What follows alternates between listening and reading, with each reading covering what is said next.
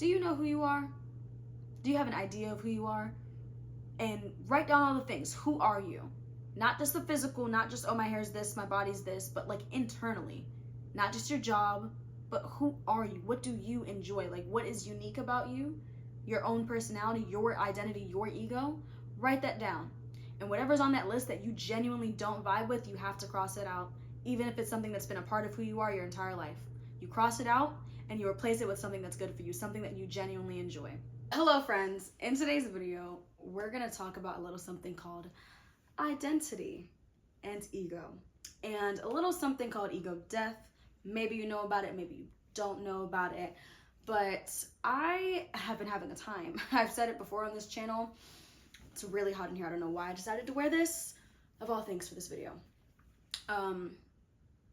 Yeah, I have been going through it, and a huge part of my going through it over the past, honestly, year or so, it's what, July 2024, it's been about a year of this. A good part of that change has been my identity, having a lot of identity issues, feeling very lost, feeling very, who the fuck am I, you know? So I wanted to make this video to basically explain how, so far in my life, how I have gone through these identity shifts, you know, all these different versions of myself, how I've created myself over the years, and the moment I experienced ego death, or started experiencing ego death, because I'm still experiencing it.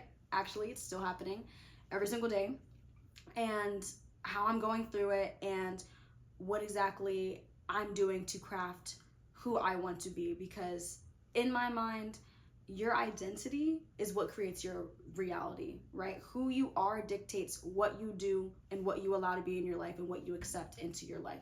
All of this has to do with who you are. Your identity is your ego. I would have liked to keep this on for the video because it looked good, but it's hot. It's very hot, and I'm trying to make this video. So to get started, to try to focus my thoughts, and bear with me, y'all, on this channel. If this is not your first video of mine, you know I tend to ramble, and maybe you don't even have this opinion. I just have this opinion of myself, but like half my videos don't even be making no sense until the end, right? Like, they just don't always make sense because the ADHD in my brain, okay, the shit isn't focused. I don't even know what I'm talking about half the time. This is just my general advice on my channel. I just be wanting to tell y'all some stuff, but half the time, if it sounds a little loopy, just bear with me because there is a point.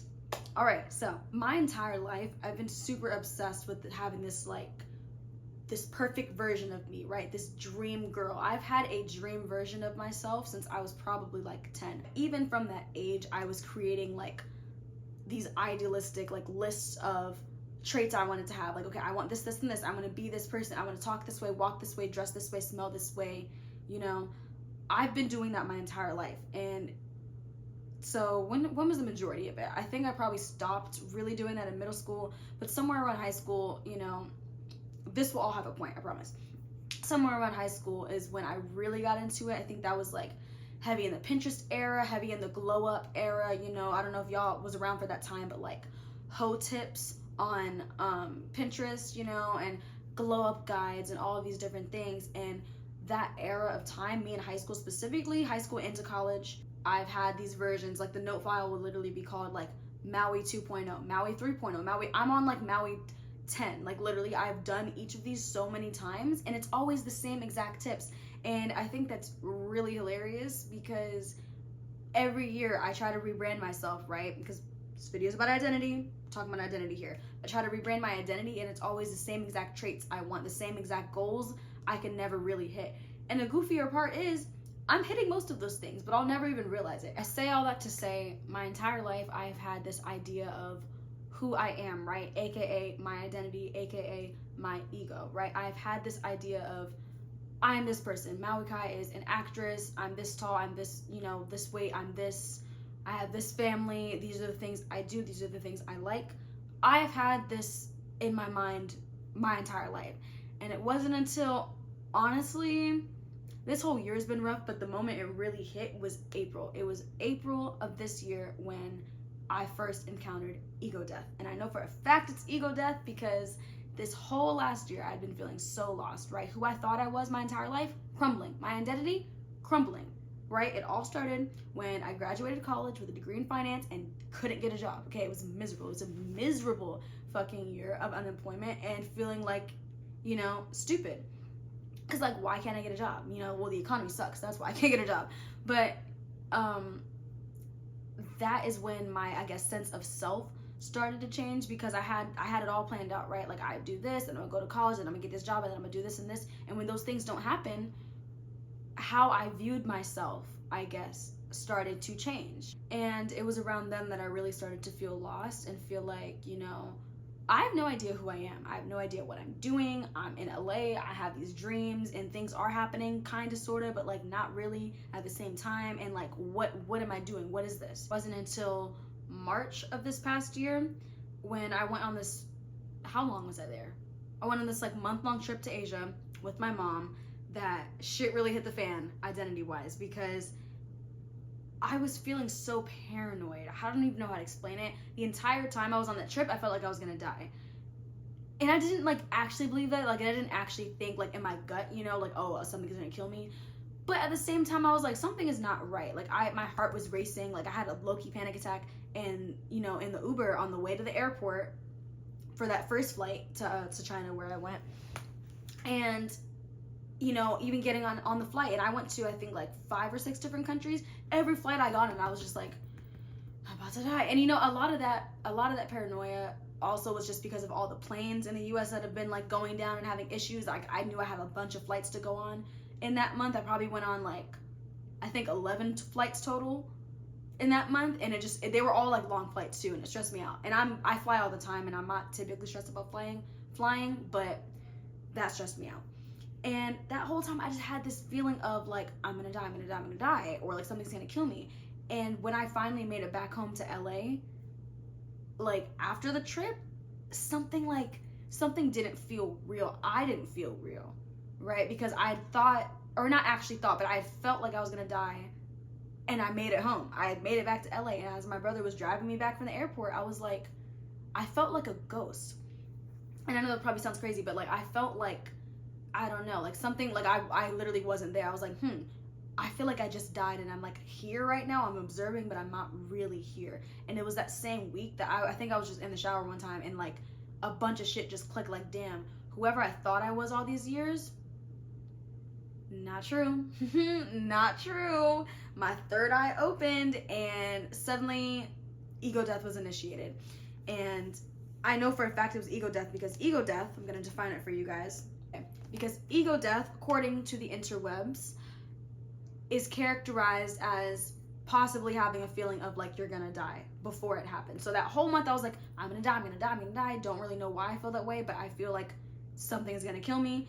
And then my ego death was initiated, and from that point I was like, okay. Once I had Googled it, I was like, so that explains why I felt like I was dying, because my ego is dying. My ego had been dying for like many years, low-key, and then this last year of my life with all the confusion has just accelerated it. And I think I'm at the point now where I'm just at this super transformational period in my life where it's like make or break, you know? It's like that old ego, that old identity that's not serving me, if it doesn't die, then whatever I want out of life is just not gonna happen. Whoever I want to be, I will never be her. I will never be here. It's make or break. I build the new identity and kill the old one, or I let that old one kill me, right? So that's how I knew it was ego death, because I'm like, yeah, I felt like I was gonna die. That checks out. So defining ego death for you guys. Ego death, this is from Britannica. Sounds credible to me. Ego death in psychoanalysis, mysticism, and some religions is the disappearance of an individual's sense of self, or the removal of one's perception of oneself as an entity separate from one's social or physical environment. A lot of mumbo jumbo, but basically whoever you thought you were, you don't know. Okay, in psychoanalysis, the definition of ego is the part of the mind that mediates between the conscious and the unconscious and is responsible for reality testing and a sense of personal identity. So, yeah. Anyone that's experienced ego death, their experience is always different. It's typically offset by a bunch of drugs. I do smoke. I don't even think that's necessarily what caused it. I've been mentally unstable anyway, so it was bound to happen low-key. And I did actually end up taking shrooms for the first time just to kind of help go through it, because once I realized, like, okay, I'm going through ego death, like, I know things like shrooms tend to trigger it, and I'm like, all right, I'm here, let me just go all the way in and kill the bitch, right? So I did it help? I didn't really feel anything crazy like that. I'm not like a shrooms user, so I don't know. I just thought I should mention that just for reference. If people had questions about ego death, you know, you can do your own research on it. But yeah, it was a terrifying experience, genuinely. It's not as simple as just like, oh, like, you don't really know who you are anymore. Like, I know that's probably how I'm putting it, but it was like really scary. Like, I had no idea. Like, everything was confusing. I felt like I was dying or dead already, and everything I knew about myself was low-key wrong. It was like suddenly my third eye opened, and now I'm coming to understand several aspects of myself that I'd never really seen before, just like how I might be perceived, and just certain things that I never like looked at. I suddenly had a new perspective, if you will. It's like I jumped out of my body and I was over here watching myself, and I could see myself for what I really was, and I did not like it. I did not like it. I did not like it at all. This ego of mine, this identity I've created for myself based on my belief system, based on all of these experiences and traumas and who I've become because of them, and who I've allowed myself to be and continue to be because of these experiences, I wasn't vibing with it. I didn't like it, and it was really terrifying. And that was in April. It is July now. There's been days that feel really normal. There's been days that don't feel normal at all. And that experience, especially the initial onset of it, right? That initial experience in April has showed me that it's time to build a new ego. All of these experiences have led me to think, like, yeah, it's time to craft the new ego, because as the old one is dying, a new one has to emerge to replace it, right? So before I tell you guys all the ways that I am crafting my new ego, crafting my new identity based on a whole new belief system, okay, completely from scratch, smithing my brain, I want to talk about this book. I know y'all know what this is. 4 Agreements. I literally bought it today, 2 chapters in, literally just getting started with this, but I want to read an excerpt or 2 from this book because they relate directly to what I'm talking about in this video and directly to how I'm feeling. And I really hope this video is helpful, guys. If it's helpful, please leave a comment down below. I feel like I don't be making sense on this channel sometimes, so when y'all like it, I'm very grateful. Very grateful. Going to the page, right? So the 4 Agreements, they kind of cooked. Homeboy, what's his name? He cooked. He cooked. There's an excerpt or 2 in here that talk about how your identity is created as a child and how that continues on into your adulthood, and how the only way to be who you want to be, live the life you want, is to get rid of that old belief system, aka the agreements, your old agreements. Or actually, in this chapter, they call it the Book of Law. So the Book of Law is your personal belief systems in your mind, right? And the book says right here, the inner judge meaning your inner critic, that voice in your head, that's an evil bitch, right? The inner judge uses what is in our Book of Law to judge everything we do and don't do, everything we think and don't think, and everything we feel and don't feel. Everything lives under the tyranny of this judge. Every time we do something that goes against the Book of Law, the judge says we are guilty, we need to be punished, we should be ashamed. This happens many times a day after day, for all the years of our lives. There's another part of us that receives the judgments, and this part is called the victim. The victim carries the blame, the guilt, and the shame. It is the part of us that says, poor me, I'm not good enough, I'm not intelligent enough, I'm not attractive enough, I'm not worthy of love, poor me. The big judge agrees and says, yes, you are not good enough. And this is all based on a belief system that we never chose to believe. These beliefs are so strong that even years later, after we are exposed to new concepts and try to make our own decisions, we find that these beliefs still control our lives. This is the identity, guys. That is our original ego. The first ego, meaning our first sense of self, the first personality we've had for ourselves, was created by a bunch of beliefs that we didn't even give ourselves. We didn't even give it ourselves. And my ego, the old way I used to view myself, was killing me. That old sense of self, it has to go, or it's gonna drag you down. You're asking for these things. I'm asking God, I'm praying every night for these things. I want this, I want this, I want this lifestyle. I wanna be this person, I wanna be happy, I wanna be at peace. None of these things can happen based on my current belief system, based on my Book of Law. According to this, right? These set of beliefs that were instilled in me, you know, by society, by parents, by teachers, by whoever, you know, by experiences, by trauma, by friends, whoever we've encountered in our life, whatever we've encountered in our life thus far, you know, all of those things shape who we are. And who I was, right, previously is just not good enough for the things I want. And so I just thought that was really good. I wanted to bring this up. I wanted to do a full analysis on this book once I read it. But I just thought that was really interesting and deep because that's so real. It's not going to change until we change it. So what I'm doing about my identity is I am sitting and thinking of all the things that bring me genuine joy. So I love being outside, love being in nature, I love sunshine, you know. So I've been taking a lot of walks and I've been going on a lot of hikes lately. I never used to do that.